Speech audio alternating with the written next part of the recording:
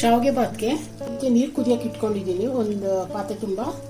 ಇದು ಕುದೀತಾ ಇರುವೆ ಸ್ಟವ್ ಆಫ್ ಮಾಡ್ಬಿಟ್ಟು ಇದು ಅಕ್ಕಿ ಶಾವಿಗೆ ಇರತ್ತಲ್ಲ ಇದನ್ನ ಹಾಕ್ಬಿಟ್ಟು ಒಂದು 5 ನಿಮಿಷ ನೆನೆಯಕ್ಕೆ ಬಿಡಬೇಕು ಬಿಸಿನೀರಲ್ಲಿ.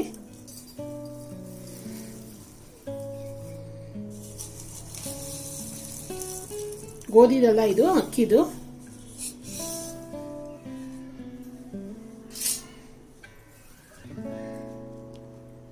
ಐದು ನಿಮಿಷ ಹಂಗೆ ಬಿಡಬೇಕು ನೆನೆಯಕ್ಕೆ. ನೋಡಿ ಇದು 5 ನಿಮಿಷ ಆಗಿದೆ. ಇವಾಗ ತೂತ್ ಬಾಣಲಿಯಲ್ಲಿ ಸೋರ್ ಹಾಕೋಬೇಕು. ಇದನ್ನ ಈ ತರ ಆಗತ್ತೆ 5 ನಿಮಿಷ ಆದ್ಮೇಲೆ. ಜಾಸ್ತಿ ನೆನೆಸಬಾರ್ದು 5 ನಿಮಿಷದ ಮೇಲೆ. ಇವಾಗ ಒಂದು ಬಾಣಲಿ ಇಟ್ಕೊಂಡಿದ್ದೀನಿ. ಇದಕ್ಕೆ ಒಂದು 2 ರಿಂದ 3 ಟೇಬಲ್ ಸ್ಪೂನ್ ಎಣ್ಣೆ ಹಾಕೋಬೇಕು. ಒಂದು ಅರ್ಧ ಟೀ ಸ್ಪೂನ್ ಸಾಸಿವೆ ಹಾಕೋಬೇಕು.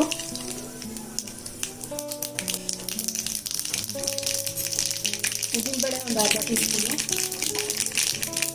ಕಡಲೆಬೇಳೆ ಒಂದು ಅರ್ಧ ಟೀ ಸ್ಪೂನು, ಸ್ವಲ್ಪ ಕರಿಬೇವು ಸೊಪ್ಪು, ಒಂದು 5-6 ಹಸಿಮೆಣಸಿನಕಾಯಿ ಹಾಕೋಬೇಕು.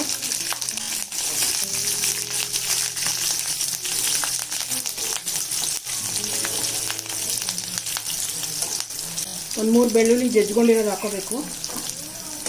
ಫ್ಲೇವರ್ ಚೆನ್ನಾಗಿರುತ್ತೆ. ಇಟ್ಕೋದೊಂದು ಈರುಳ್ಳಿ ಹಾಕೋಬೇಕು ಚಾಪ್ ಮಾಡ್ಕೊಂಡಿರೋದು.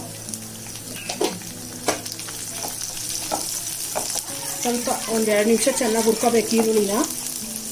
ಒಂದು ಸ್ವಲ್ಪ ಗೋಡಂಬಿ ಹಾಕೋಬೇಕು, ಆಪ್ಷನಲ್. ಬೇಕಂದ್ರೆ ಕಡಲೆಕಾಯಿ ಬೀಜ ಹಾಕೋಬಹುದು, ಇಲ್ಲ ಬಟಾಣಿ ಹಾಕೋಬಹುದು. ಫುಲ್ ಲೋ ಫ್ಲೇಮ್ ಮಾಡ್ಬಿಡ್ಬೇಕು. ಒಂದು 1/4 ಸ್ಪೂನ್ ಅರಿಶಿನ, ಒಂದು 3/4 ಟೀ ಸ್ಪೂನ್ ಅಷ್ಟು ಸಾಲ್ಟು ಬೇಕಂದ್ರೆ ನೋಡ್ಕೊಂಡು ಹಾಕೋಬೇಕು. ಶಾವಿಗೆ ಬಸ್ಕಾದ್ಮೇಲೆ ಹಾಕ್ತೀವಲ್ಲ ಅವಾಗ ಫುಲ್ ತಣ್ಣಗೆ ಹಾಕಬೇಕು. 1 ಸ್ಪೂನ್ ಎಣ್ಣೆ ಹಾಕಿರ್ಬೇಕು, ಅವಾಗ ಸ್ಟಿಕ್ಕಿನೆಸ್ ಬರಲ್ಲ ಜಾಸ್ತಿ. ಇದು 200 ಗ್ರಾಮ್ ಶಾವಿಗೆ ತಗೊಂಡಿದ್ದೆ ನಾನು. ಇದನ್ನ ಹಾಕೋಬೇಕು.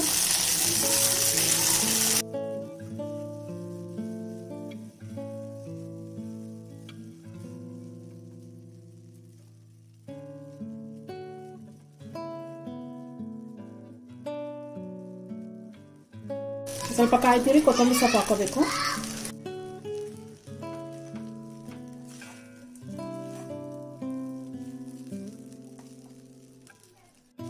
ಒಂದು ನಿಂಬೆಹಣ್ಣು ಹಿಂಡ್ಕೋಬೇಕು ಚಿಕ್ಕದು.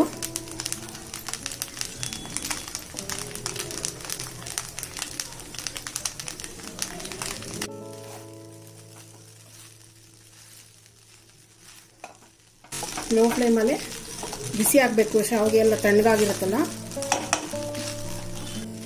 ಈ ಟೈಮಲ್ಲಿ ಉಪ್ಪು ಬೇಕಂದ್ರೆ ನೋಡ್ಕೊಂಡು ಹಾಕೋಬೇಕು. ಸಾಕು, ಕರೆಕ್ಟ್ ಆಗಿದೆ. ಇನ್ನೊಂಚೂರು ಬೇಕು ಅಂದ್ರೆ 1/2 ಸ್ಪೂನ್ ಹಾಕೋಬಹುದು. ನೋಡಿ ಶಾವಿಗೆ ಬಾತು ರೆಡಿ ಆಗಿದೆ. ನೀವು ಇದೇ ತರ ಮಾಡ್ಕೊಳ್ಳಿ. ನೀರಲ್ಲಿ ನೆನೆಸ್ಬೇಕಾದ್ರೆ ಸ್ವಲ್ಪ ಹುಷಾರಾಗಿ ನೆನೆಸ್ಬೇಕು. ಒಂದು 4 ರಿಂದ 5 ಒಳಗೆ ತೆಗೆದ್ಬಿಡ್ಬೇಕು. 1 ನಿಮಿಷ ಹೆಚ್ಚು ಕಮ್ಮಿ ಆದ್ರೂ ಮುದ್ದೆ ಆಗ್ಬಿಡುತ್ತೆ ಶಾವಿಗೆ. ರೆಸಿಪಿ ಏನಾದ್ರು ಇಷ್ಟ ಆದರೆ ಲೈಕ್ ಮಾಡಿ, ಶೇರ್ ಮಾಡಿ, ಸಬ್ಸ್ಕ್ರೈಬ್ ಮಾಡಿ, ಬೆಲ್ ಐಕಾನ್ನ ಒತ್ತೋದನ್ನ ಮರಿಬೇಡಿ.